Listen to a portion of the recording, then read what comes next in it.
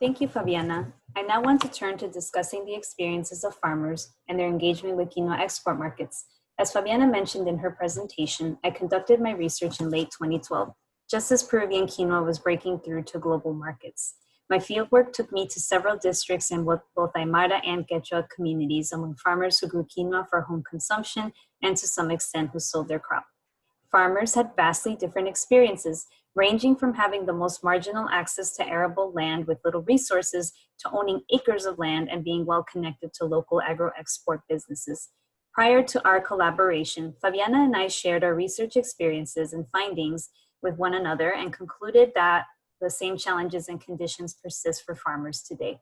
The early stages of the quinoa boom in Peru saw a dramatic increase in its price that was previously unheard of, especially for a crop that had been so deeply undervalued by larger society and whose circulation was mainly within the realm of farmers' home consumption, hyperlocal Andean markets, and in urban markets among families that had migrated from rural zones. As quinoa became revalorized thanks to its remarkable characteristics, farmers also began seeing opportunities to engage with this global export market in an effort to earn a lucrative price for their crops. One unique opportunity that emerged during the quinoa boom and continues today is in the formation of quinoa farmers associations. This type of organization was by no means new to Andean farmers, as they organized collectively around other aspects such as communal management of land and water.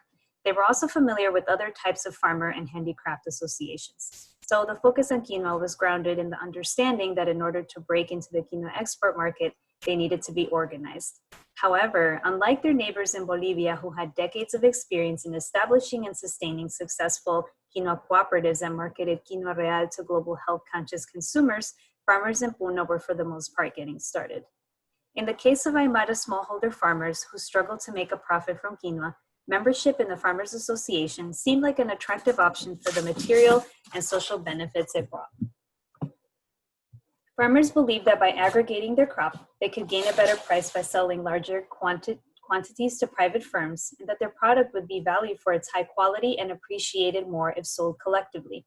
For the Aymara farmers we talked to, belonging to a farmers association meant they could participate in local, regional, or even national festivals and fairs to sell processed quinoa products or present regional quinoa dishes in gastronomy contests. Farmers were also enthusiastic about belonging to an association because it could give them more leverage in negotiating the price of their quinoa. Additionally, farmers felt that belonging to an association allowed them to receive support and training from organizations. Under ideal circumstances, some farmers indeed gained from participating in these associations whose crops would be destined for export. This included producers with greater access to land and resources, associations that maintained a strong organizational structure and were connected to local agro-export businesses, and cooperatives that received training and capital to get started and became sustainable. On the other hand, smallholder Aymara farmers encountered broader challenges, most apparent in the fact that farmers had to have resources and knowledge to be capable of producing high-quality product that met the demands of exporters. Farmers also needed to develop business and marketing skills, which were offered at trainings from NGOs and other rural development projects, but were quite limited. This created a wide gap for most marginalized farmers who had limited access to land and capital, lacked fluency in Spanish, and simply were not connected with private or public agricultural extension projects. While at first glance, export markets appear to bring a wide variety of opportunities, the reality is much more complex and rooted in the inequities of a global food system, which has wild fluctuation in price and no guarantee of profit for farmers. As one peels the layers of the quinoa chain, one finds that opportunities of the quinoa export market are quite limited.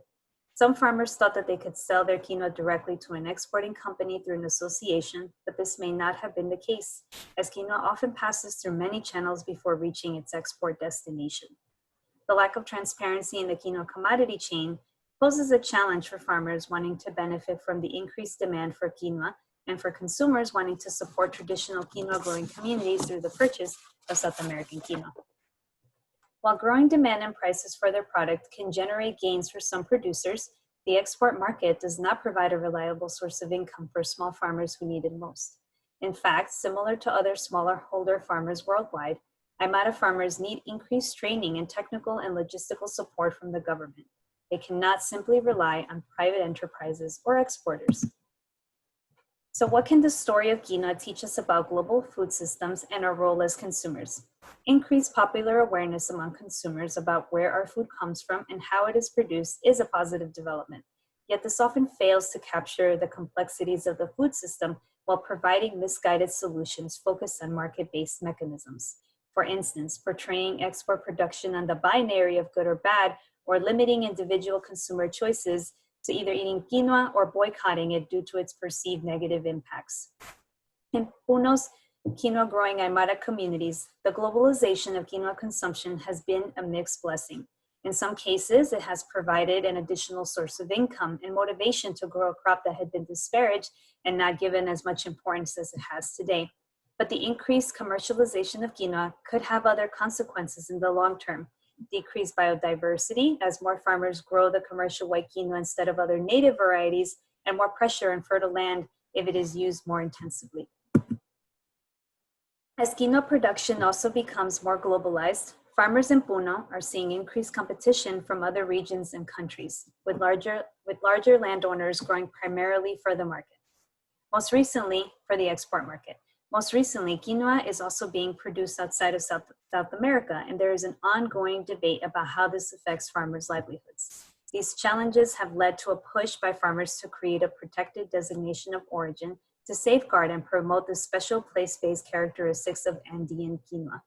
This could be a way to protect traditional resources and knowledge, recognizing the contribution of indigenous peoples of the Andes. Beyond recognition, there also have to be tangible considerations for how to compensate farmers for their knowledge and genetic resources when they stand to lose from global quinoa production. The expansion of quinoa production worldwide will continue to pose a challenge for traditional farmers, especially those that are already marginalized. The limitations of the quinoa of market-based mechanisms to improve farmer livelihoods point to the importance of promoting quinoa consumption at the local and national level, as well as the need for agricultural policies and government programs that support small farmers. Some experts have suggested using locally adapted quinoa varieties, land races, to produce value-added products such as quinoa flakes, energy bars, flours, cookies, and much more.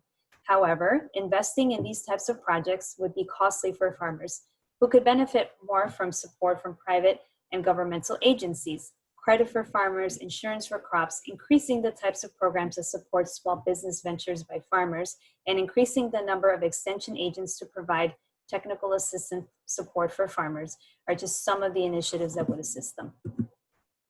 Currently, the global food system disproportionately benefits a few actors along the commodity chain: agribusiness, corporations, retailers, large exporters, all of whom make immense profit and have the most access to capital and power. The prices that farmers are paid for their crop erratically fluctuates based on supply and demand, and when they are not connected to an entity that will pay a fair price for their crop, as is often the case. In worst case scenarios, farmers can end up spending more to produce than what they will earn. An idea that's been touted since the beginning of the quinoa boom is that the market will provide opportunities to boost farmers out of poverty. This has now evolved into corporate social responsibility being the answer to boosting farmers out of poverty.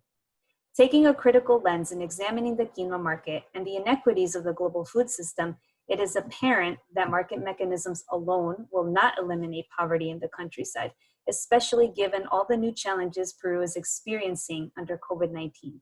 It is worth it to note that although agrarian labor is vastly undervalued, Andean farmers continue to be on the front lines producing and harvesting food to keep the nation fed during this crisis. Global consumers should continue to demand a fair distribution of profits that will benefit small farmers, promote sustainable agricultural practices, and increase transparency along the food chain. And in doing so, consumers can also demand to know the conditions under which quinoa is grown and how people are ensuring sustainability and protecting soil quality. However, the idea that we can make a difference by buying or not buying a particular food like quinoa simplifies the multiple and sometimes untraceable nodes of the quinoa commodity chain. It also risks erasing the agency of Andean quinoa farmers who, by making decisions about when to grow, store, sell, or consume quinoa, seek to enhance their livelihoods and well-being within the constraints of our globalized food system. Thank you very much.